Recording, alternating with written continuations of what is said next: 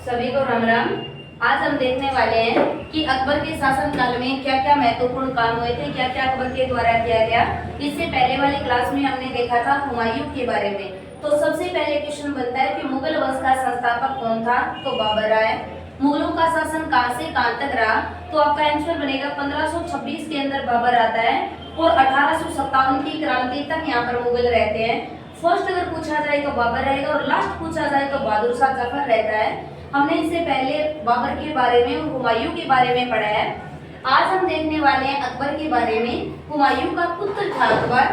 तो आपसे क्वेश्चन पूछा जाए कि अकबर का जन्म कब हुआ और अकबर ने क्या क्या काम किया, तो आपने क्वेश्चन पढ़ा था कि भाई बिलग्राम का एक युद्ध हुआ था जो 1540 के अंदर हुआ। 1540 के युद्ध के अंदर हुमायूं पराजित हो जाता है और वहां दिल्ली छोड़कर भाग जाता है और अमरकोट के अंदर जाकर वीर साल राजा के पास जाकर शरण ले लेता है और वहीं पर उनका विवाह कर दिया जाता है हमीदा बानो बेगम से।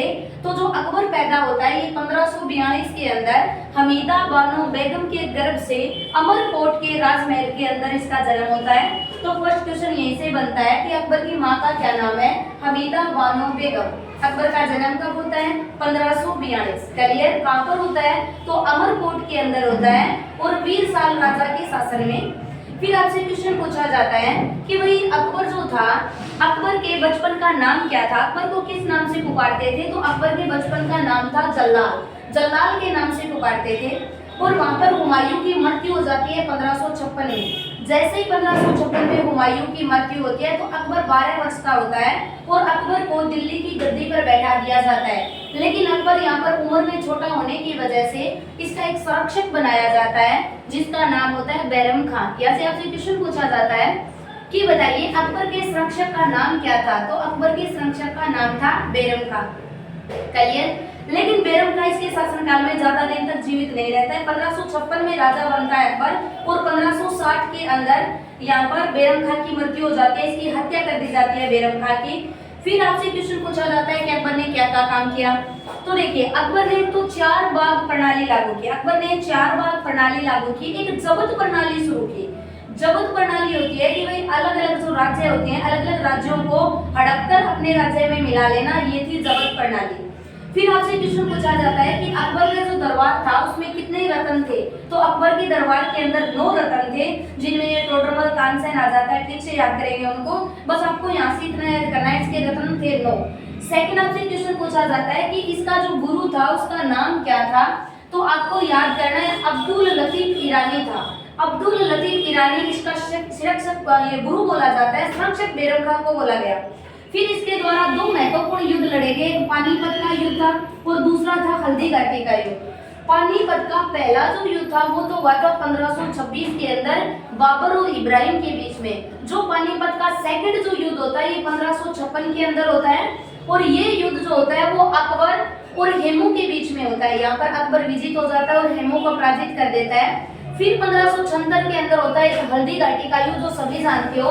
सामने महाराणा प्रताप होता है और एक तरफ के अकबर की सेना होती है। यहाँ पर फिर अकबर विजित हो जाता है, लेकिन प्रश्न ये पूछा जाता है अकबर का उस समय सेनापति कौन था, तो आपको कवर करना है मान सिंह था।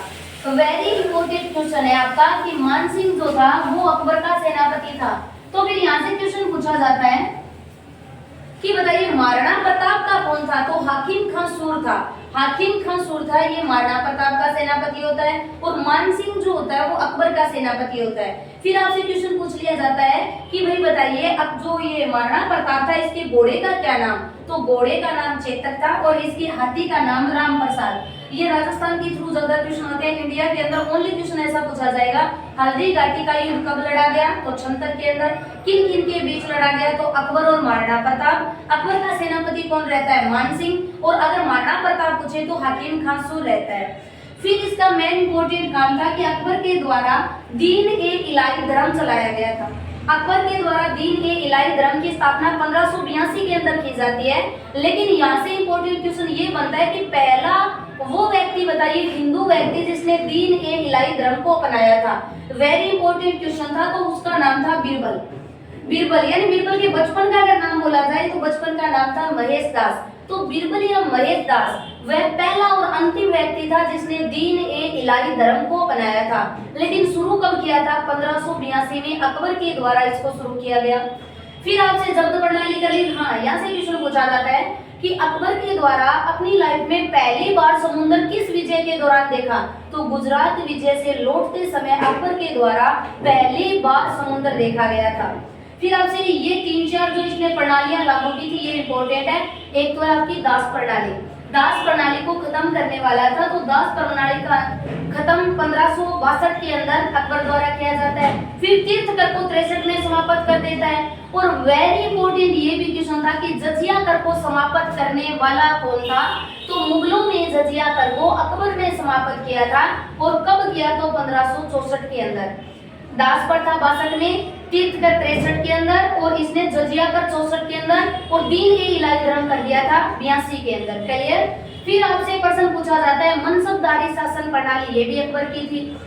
शेख सलीम चिश्ती, हाँ यहाँ से आपका क्वेश्चन पूछा जाता है कि बताओ जो अकबर था इसके शासन काल में कौन से सूफी संत था? किस सूफी संत को ये मानता था? तो ये मानता था शेख सलीम चिश्ती। और इसी के आशीर्वाद से इसको यहाँ से इसी के आशीर्वाद से पुत्र की प्राप्ति होती है जहांगीर की। जहांगीर के बचपन का नाम सलीम था, इसी के नाम पर सलीम रखा गया। अगर आपसे प्रश्न पूछ लिया जाए बताइए कौन सूफी संत था? तो शेख सलीम चिश्ती था। क्लियर? फिर आपसे प्रश्न पूछा जाता है वेरी इंपॉर्टेंट था कि अकबरनामा की रचना किसने की थी? तो अबुल फजल के द्वारा अकबरनामा की रचना। पीछे की क्लास में हमने देखा था कि बाबरनामा की रचना किसने की थी या हुमायूंनामा की रचना किसने की थी? तो देखिए हुमायूंनामा की जो रचना की थी वो की थी गुलबदन बेगम के द्वारा। और अगर पूछा जाए अकबरनामा किसने की थी? तो वो की थी अबुल फजल के द्वारा। फिर आपसे क्वेश्चन पूछा जाता है कि मुगलों की भाषा कौन सी थी? तो वेरी इंपॉर्टेंट आपको कवर करना है कि मुगलों की जो भाषा थी वो फारसी थी। मुगलों की मेन भाषा फारसी थी। इनके दरबार में नौरतन जोन ठीक से करने वाले हैं। फिर आपसे क्वेश्चन पूछा जाता है अकबर की मृत्यु कब हो जाती है? 1605 को अकबर की मृत्यु हो जाएगी। और 1605 को मृत्यु के बाद यहाँ पर इसका बेटा जहांगीर गद्दी पर बैठेगा, दिल्ली को संभालेगा। और इसको अगर पूछा जाए मकबरा कहाँ पर बनाया गया या दफनाया कहाँ पर गया? तो आगरा के सिकंदराबाद में इसको दफनाया गया था। इससे पहले वाले प्रश्न में था कि बाबर को कहाँ दफनाया? तो बाबर को पहले आगरा में दफनाया और फिर बाबर को काबुल के अंदर। फिर प्रश्न हुमायूं को कहाँ दफनाया? तो दिल्ली के अंदर। अगर पूछा जाए कि बताइए अकबर को, तो आगरा के सिकंदराबाद में अकबर को दफनाया गया था। ये था आपका अकबर। हम कल देखेंगे जहांगीर के बारे में कि मेन क्वेश्चन क्या क्या बनते हैं।